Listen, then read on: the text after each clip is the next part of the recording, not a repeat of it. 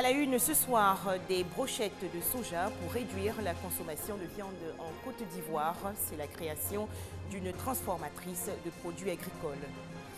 La deuxième édition du festival de la poterie Mangoro s'est tenue récemment à Katiola. Cette rencontre vise à montrer les potentialités de la région du Hambol.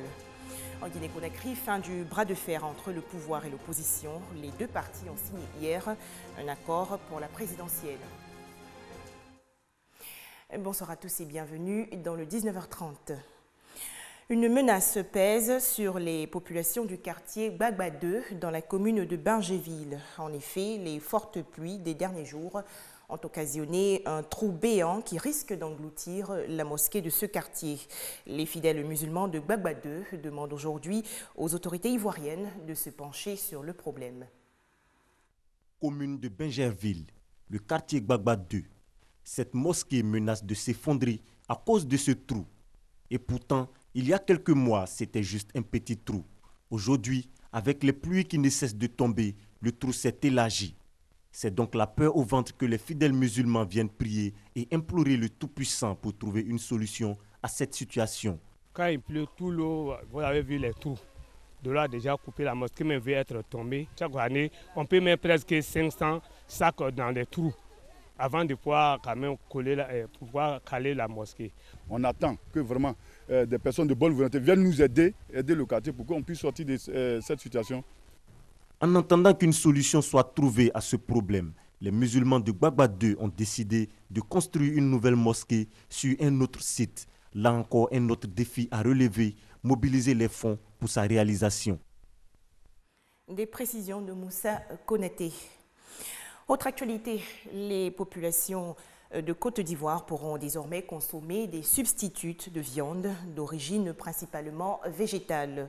Justine Ama, une transformatrice de produits agricoles, propose des brochettes de soja dans la commune d'Abobo.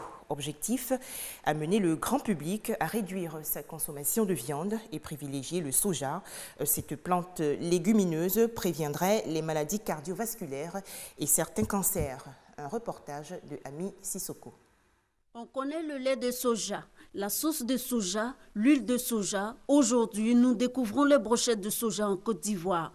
C'est le fruit des recherches de Justine Ama, nutritionniste et transformatrice de produits agricoles à Abobo, Belleville. Nous avons proposé le soja en farine, en lait liquide, mais ça n'a pas passé. Ça n'a pas passé parce que les Ivoiriens trouvaient que le soja était difficile à manger. On a cherché qu'est-ce qu'il fallait faire. Et de par notre formation, nous savons que pour trouver une réponse, il faut faire une étude du milieu.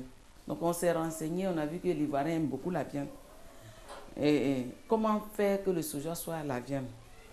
Nous avons cherché, nous avons trouvé. Comment obtient-on les brochettes de soja? Les brochettes de Justine sont faites avec du lait de soja blanc. Les grains sont lavés et conservés dans l'eau toute une nuit et broyés le lendemain pour en extraire le lait. Écrasé à la machine, nous obtenons une pâte. Cette pâte-là. Après avoir obtenu la pâte, nous allons essorer, extraire le lait. Ce lait sera ensuite porté à ébullition pendant 1 heure. On ajoute le sucre. Nous allons remuer. Et petit à petit, nous allons obtenir quelque chose avec des grumeaux. Sous nos yeux, nous obtenons la viande de soja. Ce liquide laiteux est égoutté puis pressé pour donner la pâte qui servira à faire les brochettes de soja. Après avoir broché les morceaux, ils peuvent être assaisonnés à la convenance de chacun et cuits au four ou sur des braises. La viande de soja, elle est prête. On peut la manger maintenant.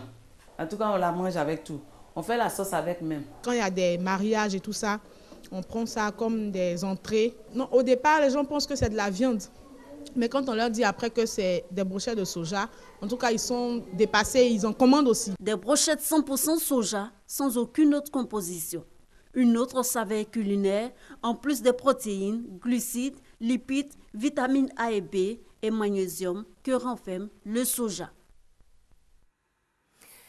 Il y a désormais un médecin à Bouandougou, dans la région du Béret. Et avec l'arrivée de ce professionnel de la santé, les populations n'auront plus à parcourir des kilomètres pour se rendre plus loin à Mankono en vue de bénéficier de soins. Des explications de Koné Pargassoro. Liesse populaire à Bouandougou, localité dans le département de Mankono. Et pour cause, le centre de santé rural érigé en centre de santé urbain accueille son premier médecin.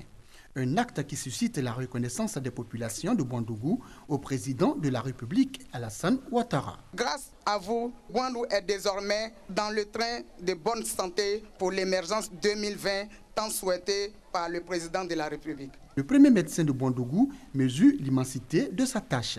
Le travail que nous avons à faire est vraiment de taille.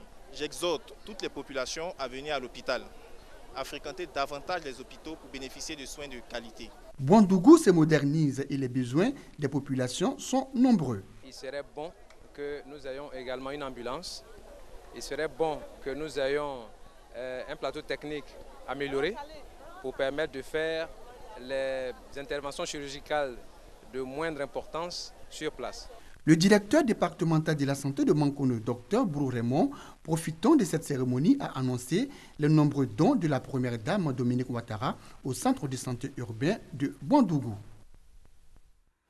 Je vous invite à présent à revivre la séance de dédicace de la toute première œuvre de Christian Kipré, intitulée « Sur les traces d'une enfance hardie ». Il s'agit d'un recueil de souvenirs d'enfance. La cérémonie s'est déroulée à la salle de conférence des facultés universitaires privées d'Abidjan. Herman Niamien et Guillaume Zéré. Pendant que nous étions en train de manger, mon cousin Dédié était une toute autre personne. La loco était son plat favori et on l'appelait le congélateur humain. La loco se présentait bien souvent chaud, mais il en avait cure. Observation faite, nous remarquions qu'il ne mâchait pas ses prises, mais les avalait à une vitesse impressionnante pendant que nous soufflions en soufflant sur les nôtres. Ce récit tiré d'un aloco parti ensanglanté est un pan des traces d'une enfance hardie, le recueil de nouvelles de pas comme Christian Kipré, publié au FIPA Édition. Pour la dédicace de cette œuvre dans les locaux de la maison d'édition, parents, amis et écrivains ont effectué le déplacement. Les traces d'une enfance hardie nous plongent directement dans l'univers des souvenirs d'enfance de l'auteur dans les moindres détails.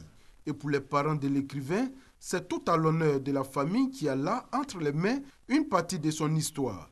Christian Kipré est à sa première expérience et pour l'encourager à produire davantage, le stylo d'or lui est remis ici par André Cuyot, de l'Association des écrivains de Côte d'Ivoire.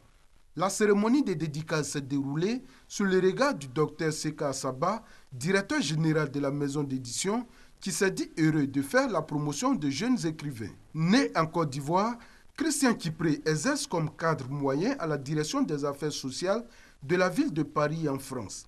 Détaché dans un collège, il s'occupe des élèves en grande difficulté scolaire.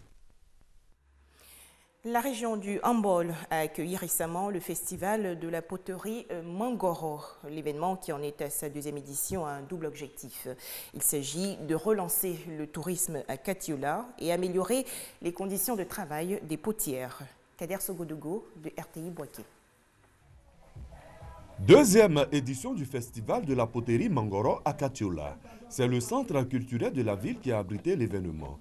Les Mangoro, originaires de Katiola, ont pour tradition la poterie, une activité transmise de génération en génération et dont la valeur et le mérite ne sont plus à présenter.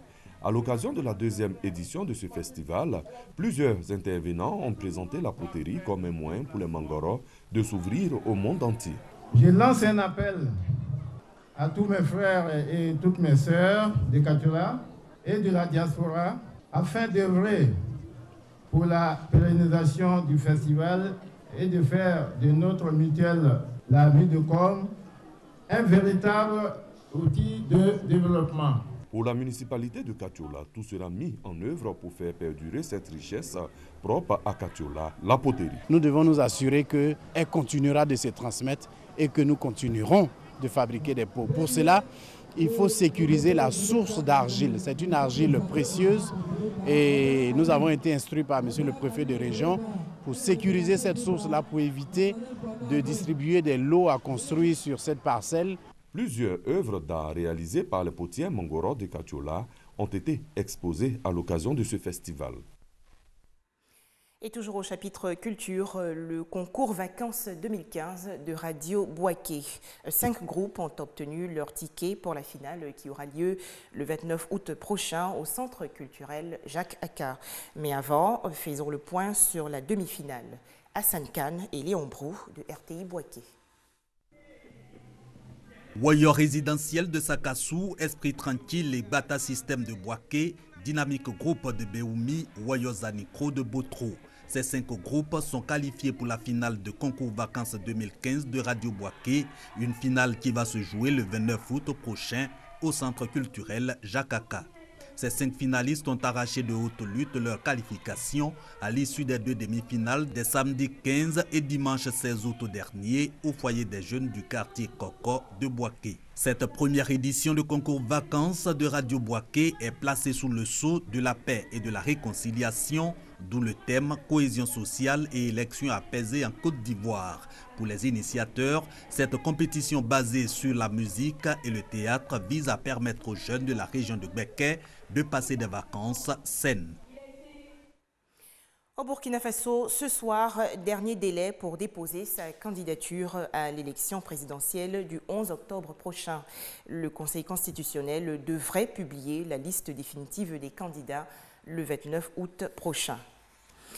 La Guinée-Conakry semble enfin sur la voie d'une élection apaisée. Le pouvoir et l'opposition ont signé un accord hier, levant les blocages à moins de 2 mois de la présidentielle d'octobre. Sylvie Touré.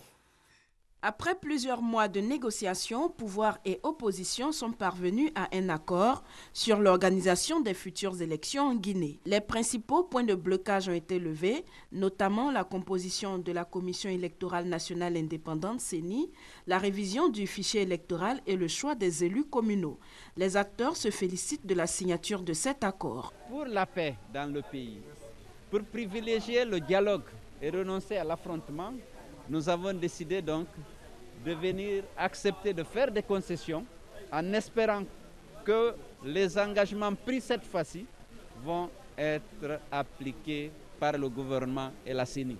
Ce qui nous reste maintenant, c'est l'applicabilité de cet accord qui a été signé aujourd'hui. Et je puis vous assurer que dès demain matin, le gouvernement va s'atteler à la tâche et que cet accord sera respecté. Témoin de cet accord, le représentant du secrétaire général de l'ONU pour l'Afrique de l'Ouest, Ibn Chambas, salue la volonté des 2 parties d'aller vers des élections apaisées. J'ai ainsi pu me rendre compte de la volonté partagée par tous les acteurs d'avancer vers des élections inclusives, crédibles et pacifiques. Dans le cadre de cet accord, 2 nouveaux commissaires vont être nommés par l'opposition pour siéger à la CENI et un comité de suivi du fichier électoral a été instauré. Quant au calendrier électoral, il n'a pas changé. La présidentielle est prévue pour le mois d'octobre prochain et les locales en 2016. Alexis Tsipras a démissionné hier. Lors d'une allocution télévisée, l'ex-premier ministre grec a appelé de ses vœux à la tenue d'élections législatives anticipées. Le scrutin pourrait avoir lieu le 20 septembre prochain. Le nord de la Chine en proie à de violents incendies. 4 nouveaux sinistres se sont déclarés aujourd'hui sur le site industriel de Tianjin, dévasté par les grosses explosions du 12 août dernier. À noter que les opérations de nettoyage des produits chimiques répandus sur place se poursuivent. Voilà, excellent vendredi à vous sur RTI2.